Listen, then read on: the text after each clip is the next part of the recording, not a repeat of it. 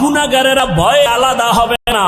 আল্লাহ বলবে আমি কুদরতি ভাবে বাছুনি দিব, বাঁচতে গিয়া যখন ধরে ফেলবো ওই গুনাহগার গুলো বাতাসের মতো উড়িয়া উড়িয়া জাহান্নামের রাস্তায় পড়বে। আর আল্লাহ বলবেন ও আমার নেকাবুলওয়ালা, ও পর্দাওয়ালা নামাজি, সূর্যের গরম মাথায় লাগাইস না, আরশে আজিমের নিচে গিয়ে অপেক্ষা কর, রহমতের নবীর সাথে তোমরা সব জান্নাতে যাইবা। আর যারা গুনাহগার বেনামাজি এদেরকে জাহান্নামের পথে দাঁড় করাইয়া আল্লাহ বলবে ও ফেরেশতারা লাইনে দাঁড় করাও, আর আমি বাম হাতে আমলনামা দিব। ও রহমতের নবী,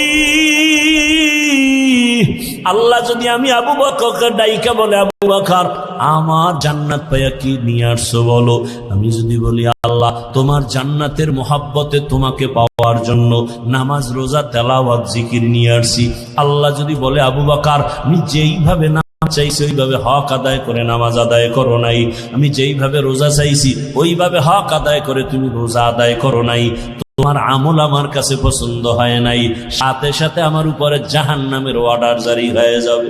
ওই সময় আমি আবু বকরের কি উপায় হবে? চোখের পানি ছেড়ে কান্না করি, ও পয়গম্বর দোয়া করবেন আল্লাহর আদালতে যেন নাজাতের রাস্তা খুলিয়া যায়। ও আমার যুবক বাবারা, বৃদ্ধ বাবাজিরা, পর্দার আড়ালের মা বোনেরা, আমি যে এত কষ্ট করে আপনাদের যত বয়ান শুনাইছি আমি একবারও কিন্তু বলি নাই মাদ্রাসায় আসো, স্কুল ছেড়ে দাও, কলেজ ছেড়ে দাও, না, বরং তুমি কলেজে পড়ো, স্কুলে পড়ো, দাবি নাই তুমি ডাক্তার হও, ইঞ্জিনিয়ার হও, প্রফেসর হও, এসপি হও, ডিসি হও, এমপি মন্ত্রী যাই হও না কেন, অনুরোধ করি বাবা তোমার মতো কত যুবক স্কুল কলেজে পড়িয়াও নামাজ ছাড়ে না, দাড়ি কাটে না, নিজের বিবেকটাকে জিজ্ঞাসা করো তোমার কপাল কেন খারাপ, তুমি পারো না কেন? তোমার মতো কত যুবক রাস্তায় গাড়ি চালায়, 5 বেলার নামাজ পড়ে নাই, বলো তুমি কেন পারবা না? তোমার মতো যুবক র্যাব আর্মি পুলিশ বিডিআর চাকরি করে নামাজ পড়ে, তুমি কেন পারো না? তোমার মতো যুবক তাকায় দেখো, নদীর মধ্যে মাছ ধরে নামাজ পড়ে, কৃষি কাজ করে নামাজ পড়ে, নিজেকে জিজ্ঞাসা করো তোমার কপালে কার বরদোয়া লাগছে, মা বাবার নাকি শিক্ষকের নাকি উলামায়ে কেরামের? না হয় তোমার মতো যুবক যদি দুনিয়ার সব লাইনে চাকরি করে ব্যবসা করে নামাজ পড়ে, তুমি পারো না কেন? ও পর্দার আড়ালের আম্মা জানেরা, আপনার মতো কত মা এই এলাকায় এখনো খুঁজলে পাওয়া যায়, বেপর্দায় চলে না, নামাজ ছাড়ে না, মোবাইলে সময় নষ্ট করে না। ও আম্মা জানেরা, বোনেরা, মনটা কি চায় না একজন আদর্শমান ডাক্তারের মা হয়ে যাবেন? আপনার সন্তানের ব্যবহারে শিক্ষকরাও দোয়া করবে, আপনার সন্তানের আচরণে আলেম ওলামাও দোয়া করবে, আপনার সন্তান ডাক্তারি করবে, নামাজ পড়বে, কোরআন তেলাওয়াত করে আপনাদের জন্য দোয়া করবে। এর আম্মা জান যদি এমন চান আপনাকে আদর্শবান হতে হবে, আর জমিনে রহমতের নবীর আদর্শ থেকে সুন্দর আদর্শ আর নাই। ও আল্লাহর বান্দারা, ও আমার যুবক বাবারা, মা বোনেরা, বৃদ্ধ বাবাজিরা, তওবার দরজা খোলা, আল্লাহর কাছে তওবা করেন, সাহায্য চান, নামাজের মাধ্যমে, ধৈর্যের মাধ্যমে আল্লাহকে মনে মনে ডাক দেন। ও যুবক বাবা, জীবনে তো দাড়ি কম কাটো নাই, বেপরদায় কম চলো নাই, এখনো কি তোমার মনের শখ মিটে নাই রে বাবা? কয়দিন আর হায়াত পাইবা জানা নাই, আর কবে গুনাহ থেকে তওবা করবা জানা নাই। অন্তর যদি ভালো হয়, যদি তওবার নিয়ত থাকে, মনে মনে আমার আল্লাহকে ডাকো আর বলো হে আল্লাহ, জীবনে কত হাতের দ্বারা গুনাহ করলাম, জবানের দ্বারা গুনাহ করেছি, চোখের দ্বারা গুনাহ করেছি, ও আল্লাহ আমার মতো যুবক জেনারেল লাইনে থাকিয়া যদি নামাজ পড়ে আমি কেন পারবো না?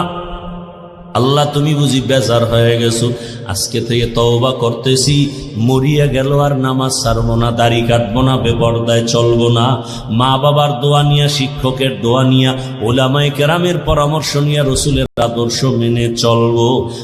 আর আলেমদের মোহাব্বত অন্তরে নেও, কারণ এই উলামায়ে কেরাম তোমার জন্য চোখের পানি ছেড়ে আল্লাহর কাছে দোয়া করে, গোটা উম্মতের হেদায়াতের জন্য দোয়া করে। আরে এত কষ্ট করে লেখাপড়া করে এই মাদ্রাসার সন্তানগুলো, খোঁজ নিয়ে দেখবা রাতের বেলা ঘুমায় না, ভোর রাতে উঠিয়া মাওলার কোরআন তেলাওয়াত করে, নামাজ পড়ে, দোয়া করে, এলাকায় শান্তি দাও, অসুস্থ রোগীদের সুস্থ বানাও। ওই উলামায়ে কেরামের দোয়া নিয়ে চলিও রে যুবক। আর উলামায়ে কেরাম যেখানে তৈরি হয় ওদিকে তোমার অন্তরটা নরম রাখিয়া পারলে সহযোগিতা করিও। আর আল্লাহকে বলিও, আল্লাহ আলেম হইতে পারি নাই, একজন আলেমের সহযোগী হতে চাই, একটু সহযোগিতাও করিও। আল্লাহর মহাব্বতে কোরআনওয়ালাদের সহযোগিতা করা জীবন তোমার দুনিয়াতেও কামিয়াব হবে, পরকালেও কামিয়াব হবে। খবরদার এমন অন্তর যেন না হয় যে কোরআনওয়ালাও হতে পারলা না, কোরআনওয়ালাদের খেদমতেও তুমি আসতে পারলা না, এমন বদনসিব যেন তোমার না হয়। ওয়ালানাবলুওয়ান্নাকুম বিশাইইম মিনাল খাউফি ওয়াল জুই ওয়া নাকসিম মিনাল আমওয়ালি ওয়াল আনফুসি ওয়াস সামারাত ওয়া বাশশিরিস সাবিরিন।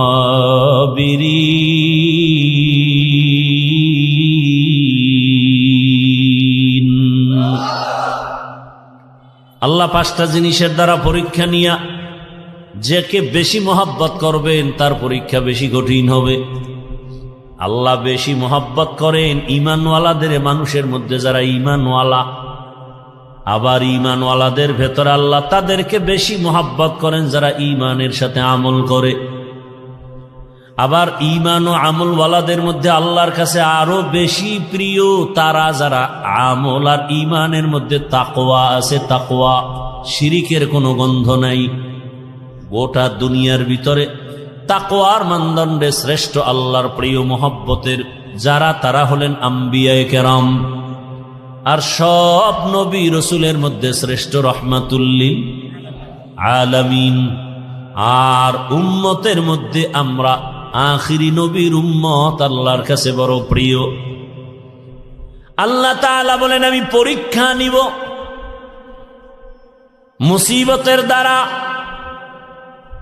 আর এই পরীক্ষায় যদি পাশ করতে চাও, এক পুঁজি লাগবে, যে পুঁজি না থাকলে পাশ করা যাবে না। ওই পুঁজির নাম হলো ধৈর্য।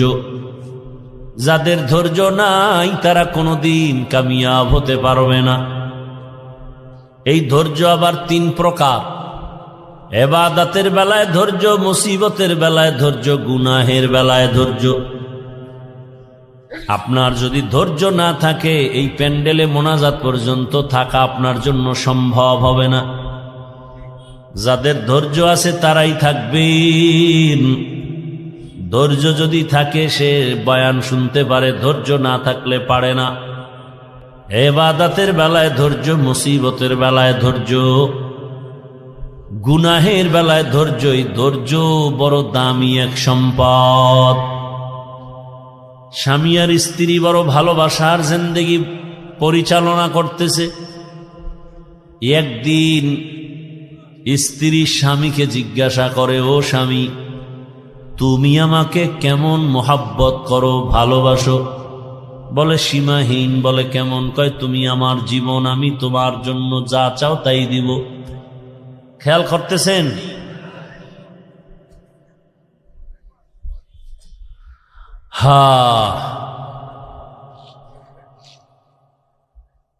স্ত্রী বলে, যা চাইবো তাই দিবা?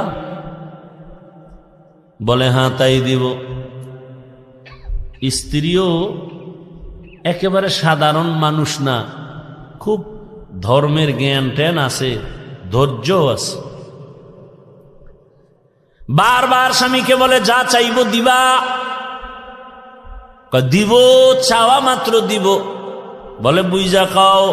হ্যাঁ বুঝা কইছি। ওয়াদা? বলে ওয়াদা। স্ত্রী পরীক্ষামূলক বলে, আমাকে 3 তালাক দিয়া দাও। স্বামীর মাথা ঠিক আছে নি? গরম হয়ে গেছে। বললা কি? কই না ওয়াদা করলা, যা চাইবো তাই দিবা, দাও, তালাক দাও। স্ত্রীর কথা শুই না স্বামী বলে, কল্লা যেতে পারে, তালাক তোমাকে দিব না, কারণ তোমার মতো একটা আবেদা স্ত্রী পেয়ে আমার জীবন বড় ধন্য। দুইজনের মধ্যে একটু বাক বিতণ্ডার সমাধানের জন্য জামানার নবীর দরবারে রওয়ানা। হঠাৎ রাস্তার মাঝে গিয়া স্বামী বেচারা পড়ে গিয়া পাটা ভেঙ্গে গেছে, চিৎকার দেয় বাঁচাও। স্ত্রী হাত ধরে বলে এত কাঁদো কেন? বলে পা ভেঙ্গে গেল। এবার আল্লাহর বান্দি বলে নবীজি দরবারে যাওয়ার প্রয়োজন নাই, চলো আমরা উল্টা বাড়ির পথে চলো।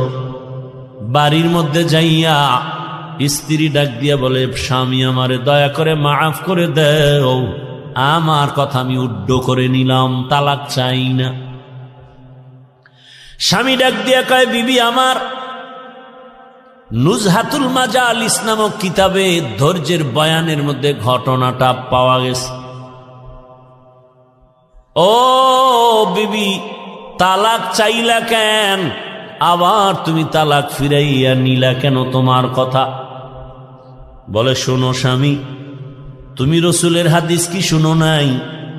রহমতের নবী বলছেন আল্লাহ যাকে বেশি ভালোবাসবেন মুসিবত দিয়া পরীক্ষা নিবেন। আমি তোমার ঘরে যত বছর সংসার করেছি একটা মুসিবত তোমার ঘরের মধ্যে আমি দেখি নাই। কোনোদিন তুমি মুসিবতে পড়ে আহ শব্দ বলো নাই। আমি বুঝলাম যেখানে মুসিবত নেই সেখানে রহমত নাই, যেখানে রহমত নাই সেখানে আমিও থাকতে চাই না, তালাক চেয়েছি। হঠাৎ রাস্তার মাঝে গিয়ে তুমি পড়ে গেছো, তোমার পা ভেঙ্গে তুমি চোখের পানি ছেড়ে কান্না করেছ। মুসিবত, আমি বুঝতে পেরেছি রহমত নাজিল হয়েছে। মুসিবত আসছে, যেখানে মুসিবত আছে সেখানে রহমত আছে, আর যেখানে রহমত আছে আমিও সেখানে আছি। या इलाही मुझसे मुझको दूर कर, ताकि देखो मुझ में तुझको एक नजर। या इलाही तू मेरा माबूद है, या इलाही तू मेरा माशूक है। আল্লাহ যাকে বেশি ভালোবাসবেন তাকে মুসিবত দিয়া পরীক্ষা নিবেন। অন্য হাদিসের মধ্যে নবী বলেন আদ-দুনিয়া সিজনুল মুমিন ওয়া জান্নাতুল কাফির, দুনিয়াটা মুমিনের জন্য জেলখানা, বেঈমানের জন্য শান্তির জায়গা, বালাখানা। যত শান্তি দুনিয়ায় মুমিন কখনো শান্তি পাবে না, বেঈমান শান্তি পাবে দুনিয়ায়, মরার পরে অশান্তি শুরু হবে, শেষ হবে না। আর মুমিন কষ্ট করবে দুনিয়ায়, মরণ পরে এমন শান্তি শুরু হবে আর কোনোদিন শেষ হবে না। দুনিয়ায় শান্তি, পরকালে কষ্ট বেঈমানের জন্য। দুনিয়ায় কষ্ট, পরকালে শান্তি মুমিনের জন্য। তবে মুমিন যদি আল্লাহর উপরে ভরসা করে, যদি একটু আখেরাতের লাইনে আগাইতে থাকে, দুনিয়ায় বান্দা সম্মান পাবে, বোনাস। কি সমস্যা ভাইরা আমার? আল্লাহ যাকে বেশি মোহাব্বত করেন তাকে মুসিবত দিয়া পরীক্ষা নেন। এই রকম হাজার উদাহরণ যদি টানি সারা রাত চলে যাবে। আমার রহমতের নবী, যার কোনো গুনাহ নাই, সন্দেহ করলে ঈমান চলে যাবে। আল্লাহ যাকে স্পেশাল করে বানাইছেন, মুসা নবী আল্লাহর বন্ধু, ঈসা নবী আল্লাহর। এই উঠা বসা করেন কেন? এই না, উঠার ব্যারাম থাকলে ঢুকছেন কেন? বাহিরে দাঁড়ায় দাঁড়ায় বয়ান শুনতেন, বিড়িটাই না আবার আসতেন। এত বুঝানোর পরেও নিজেরও ক্ষতি করেন, উম্মতেরও ক্ষতি করবেন। আপনার দীর্ঘ টাইম বসার অভ্যাস না থাকলে আপনি কেন বসেন ভিতরে? আপনি বাহিরে চেয়ার দিয়ে বসে বসে বয়ান শুনেন। আমি তো শুরুতেই বলছি, আমি বয়ান তো ওই গতানুগতিক ওই বক্তা হিসাবে বয়ান করি না, কলিজার ভালোবাসা দিয়ে বয়ান করি। মুখস্থ বয়ান আল্লাহর উপরে ভরসা করে বলতেছি। কি বয়ান করব তা তো আমি রেডি করে আসি নাই। আউযুবিল্লাহ ঢুকছি, জেহেন ঘুরাইছি, কি আয়াতটা পড়ব। এই বছর এই আয়াত দিয়ে বয়ান শুরু করি না, আজকে পড়ে ফেললাম। আজকে এই আয়াতটা নতুন পড়লাম, অন্য বছর এই আয়াতের উপরে অনেক বয়ান করেছে। এরপরে আয়াতের উপরে কি বয়ান হবে তাও তো আমার জানা নেই। একের পর এক কথা আসতেছে আসতেছে আসতেছে। বক্তার এলেমের বাহাদুরিতে বয়ান হয় না, ভালো করে মনে রাখবেন। ছোট ছোট কিছু কথা বলি, মনে রাখবেন।